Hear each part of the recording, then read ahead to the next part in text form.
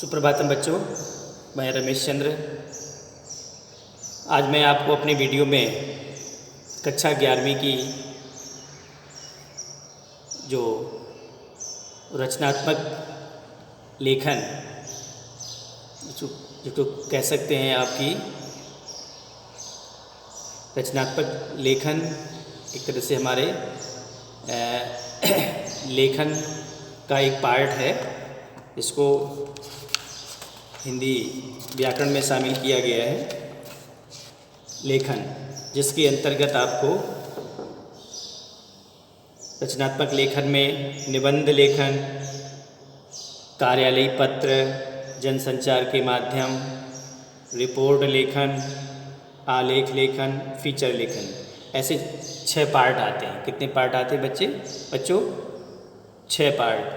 तो आज हम इसका जो चौथा पार्ट है रिपोर्ट लेखन, हालांकि इसको भी हम एक बार और आपको समझा चुके हैं और इसके जो प्रश्नोत्तर हैं या इसके से संबंधित जो इम्पोर्टेंट इसके तथ्य हैं वो भी लिख करके भेज चुके हैं। आज पुनः एक बार हम इसको एक रिवाइज कह लीजिए या पुनः स्मरण करते हुए एक बार आपको इसके प्रमुख जो तथ्य हैं वो वीडियो के माध्यम से आप तक पहुंचाने का प्रयास कर रहे हैं। तो रिपोर्ट लेखन बच्चों, इसको हिंदी में कहते हैं प्रतिवेदन। कक्षा 9वीं में आप पढ़ चुके हैं, लेकिन अब वो पाठ्यक्रम से हटा दिया गया है। तो रिपोर्ट लेखन प्रतिवेदन कह सकते हैं, और इसका जो हिंदी में शाब्दिक अर्थ होता है सूचना देना। तो जैसे बच्चों आप जानते हो कि विभिन्न प्रकार की संस्थाओं में, सभाओं में, गोष्ठियों में, संस्थानों में अनेक प्रकार के कार्यक्रम होते रहते हैं। तो इन कार्यक्रम से जुड़े हुए आम लोगों को भी या इस कार्यक्रम से जुड़े हुए जो प्रत्यक्ष रूप से किसी संस्था के जो सदस्य हैं या उसके अध्यक्ष या पदाधिकारी हैं कि हमारी संस्थाओं में दूर रहते हैं या कभी कभार नहीं आ पाते हैं, तो कौन कौन से ऐसे हमारे कार्यक्रम चल रहे हैं, किस दिन कौन सा कार्यक्रम आयोजन होने जा रहा है, अगर आयोजित हुआ है तो उसमें कौन कौन सी प्रमुख क्रियाकलाप रहे, कौन कौन सी ऐसी एक्टिविटीज़ रहे, इसका प्रमुख रूप से लिखित रूप से सबको सूचना देना ये कहलाता है प्रतिवेदन। तो ये हुई प्रतिवेदन। अब प्रतिवेदन के बच्चों कुछ प्रकार हैं, तो उन प्रकारों पर हम एक एक प्रकार के बारे में आपसे चर्चा करेंगे। तो कह सकते हैं काइंड्स ऑफ द रिपोर्ट। तो रिपोर्ट को सूचना या प्रतिवेदन के रूप में समझेंगे।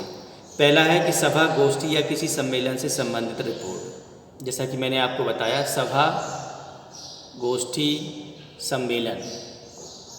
अगर किसी संस्थान में कोई सभा होने जा रही है, कोई मीटिंग होने जा रही है, कोई गोष्ठी, कोई सेमिनार होने जा रही है, कोई बहुत बड़ा सम्मेलन हो रहा है, तो उसके पदाधिकारियों को भी और साथ ही साथ उस सम्मेलन से जुड़े हुए समाजसेवी लोगों को, साथ ही साथ नगर के लोगों को ठीक प्रकार से सूचना उसकी हो। ये हुआ पहले प्रकार का। दूसरा था संस्था की वार्षिक या मासिक रिपोर्ट। आप जानते हो कि कोई संस्था है, मान लीजिए हमारा स्कूल ही है, सर पब्लिक स्कूल है, या कोई भी और कोई संस्था है, समाज सेवी संस्था है, वो विभिन्न प्रकार के समाज सेवी काम करती है। तो उसको किस किस जगह से कितना चंदा मिला, कौन कौन सी ऐसे संस्थानों ने उसको चंदा दिया, फंडिंग कहाँ से उसको आई, और वो मद किस किस पर खर्च हुआ। तो मासिक रिपोर्ट, महीने के अंत में उसकी रिपोर्ट देना कि संस्था को इस माह इतना रुपया हमें इन जगहों से मिला और इस मद पर इसको खर्च किया गया। उसका पूरा ब्यौरा बना करके सबके सामने प्रस्तुत किया जाता है। ये हुआ संस्था की वार्षिक या मासिक रिपोर्ट। इसी प्रकार से पूरे वर्ष की भी जो महीने की जो रिपोर्ट तैयार की जाती है, एक माह में जो रिपोर्ट तैयार की जाती है वो कहलाती है मासिक रिपोर्ट। और जो पूरे वर्ष की पूरे वर्ष में कितना विभिन्न जगहों से कितना हमें संस्था को चंदा मिला, कितना किसने दान दिया, कहाँ से कितना सहयोग मिला और किस किस मद पर क्या खर्च किया गया, और कौन कौन से ऐसे पूरे काम हो गए जो संस्था ने पहले अपने लक्ष्य में रखे थे कि इस वर्ष हम क्या क्या काम करेंगे, तो उन लक्ष्यों को पूरा करने के लिए कितना रुपया खर्च किया गया, इसका पूरा ब्यौरा वर्ष के अंत में दिया जाता है। तो इसे कहते हैं संस्था की वार्षिक रिपोर्ट। अब आता है व्यवसायिक प्रगति या स्थिति से संबंधित रिपोर्ट। विभिन्न प्रकार के व्यवसायिक प्रतिष्ठान होते हैं जो ग्रुप में चलते हैं, समूह में चलते हैं, जिसको हम लोग ज्वाइंट वेंचर भी कहते हैं, संयुक्त उपक्रम कहते हैं।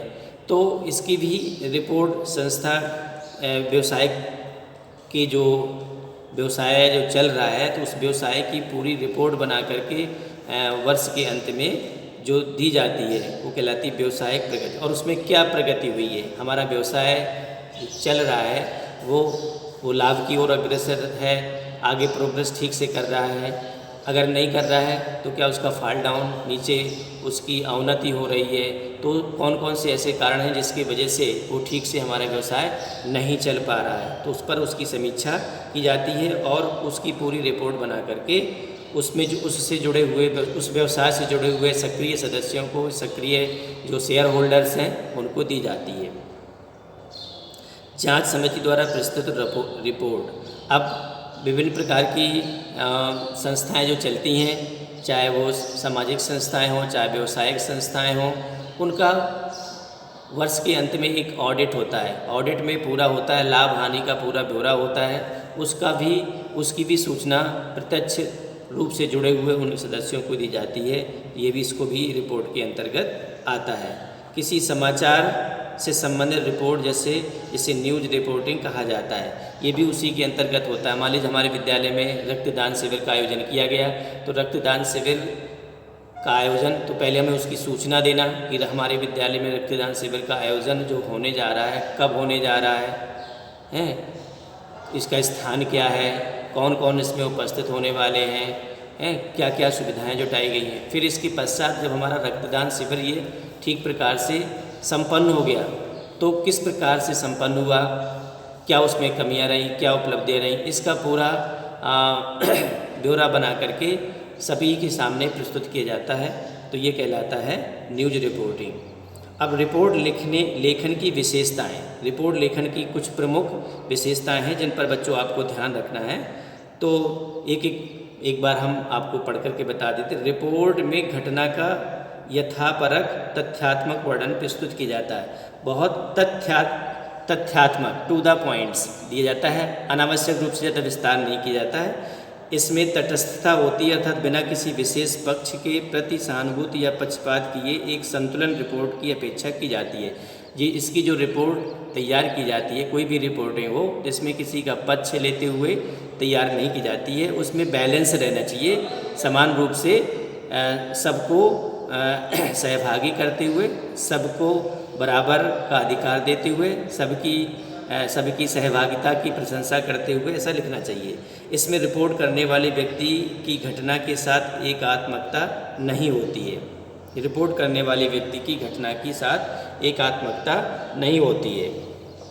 अब जो इस रिपोर्ट करने वाला जो व्यक्ति होता है, जो घटना के बारे में हमें बताता है, उसमें किसी प्रकार से ज़्यादा कह सकते हैं सक्रिय रूप से उसमें सहभागिता नहीं होती है। इसमें कलात्मक अभिव्यक्ति का अभाव होता है।